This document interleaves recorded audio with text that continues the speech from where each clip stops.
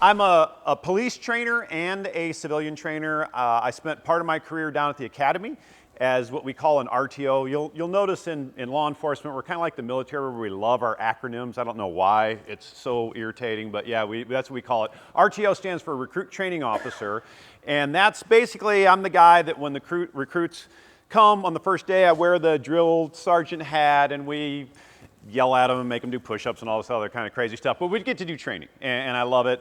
I'm a firearms instructor, high-risk stops, active shooter, defensive tactics. We love our instructorships with that sort of thing, so you just kind of do it all when you're down there, and I really enjoy it. For the civilian side, I teach a lot of safety and security classes. I do civilian taser and all that sort of stuff too. So again, it's a passion of mine. I learned that my time down at the academy. I spent most of my time as a patrol officer in Maryvale, was the precinct that I worked mostly in. So had a lot of good experience, got to do some pretty fun stuff. I ran some what we call tactical teams, so like SWAT and fugitive apprehension. So I've got some things that I'll talk about in that world that plays to security and security concepts.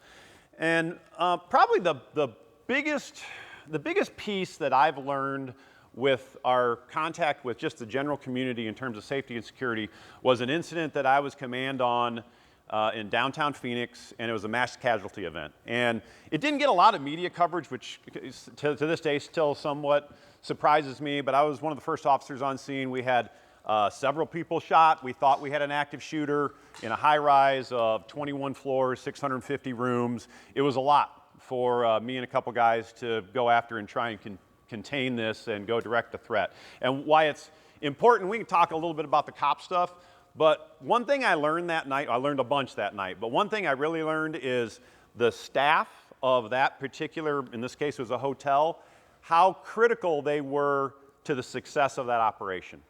You know, people think, okay, the cops are here, they'll take care of it. No, not the case at all. When I can tell you, even for your on-duty staff that are here, they probably know this building somewhat, but not like you guys do.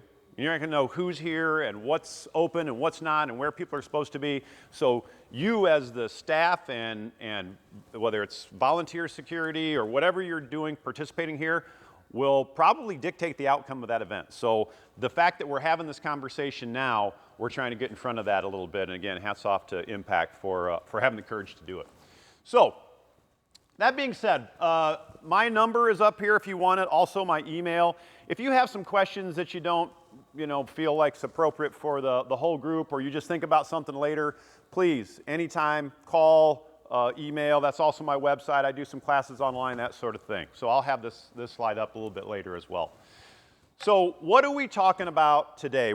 It's primarily what I would call risk management.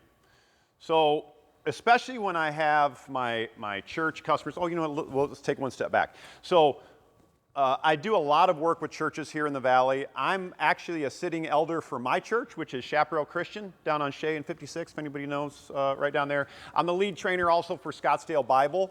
And the reason I use those two examples, I have a bunch of churches in between, is Scottsdale Bible is a huge organization, right? It's got armed security staff and unarmed and all the things and multiple campuses. And then my church, generously, we're like a congregation of 300. So everything in between are all of us. And we customize these security plans and programs for whatever is in front of us. So just so you know, we touch all the bases. But we talk a lot about risk and how do we manage risk? Because if you look up here, we've got threats. We'll call that, sometimes it's a bad guy, sometimes maybe it's just a medical event. Just something's happening that's a threat to our congregation. And then the congregation is the asset. And then the vulnerability is what we do in terms of the planning right here. And we're trying to make that little red circle in there as small as we can. Truth is, we can never make it go away. I wish there was something I could say up here that said, hey, if you just do this, you're 100% safe, you never have to think about it. And really that flies in the face of what we do as churches, right? We want our doors to be open. We want a welcoming environment. We want to accept all the children of God to receive the ministry, right? So we're trying to find that balance here of how do we protect the flock but then how also do we make sure everybody has a place to come and go, okay? So that's really the balance that we work on specifically with churches. So I'm talking about protecting an Intel fab plant. I can just throw up all kinds of razor wire and access control and all the things and keep everybody out, right? That's not what we're here today to do, and that's what we need to talk about. So the beginning of that is having a plan. So that's why this has been passed around. It's very short. You might think, man, for the type of subject matter that we're going to talk about, shouldn't this be like 50 pages? No, it's short for a reason, 2 reasons. One is we want it to be something that you can actually remember and use. So it's in short bullet points. I'm going to have pretty much 1 slide on almost each of the big topics as we go forward, okay? So it's going to be very, very straightforward. The other thing is I know I've got at least 1 attorney in the room.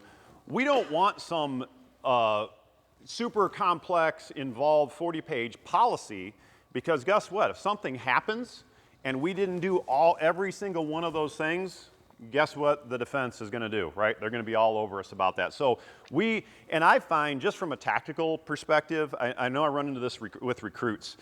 They want me to give them the answer to every scenario all the time and exactly what to do. I wish I had that to give, but I can't tell you what's going to happen on Sunday. Who knows, right? I want you guys to get out of this just a general concept of what we're trying to do in terms of a security protocol, and then be free thinkers. You guys are smart. Let's figure it out based on the concepts we're going to learn. Does that make sense?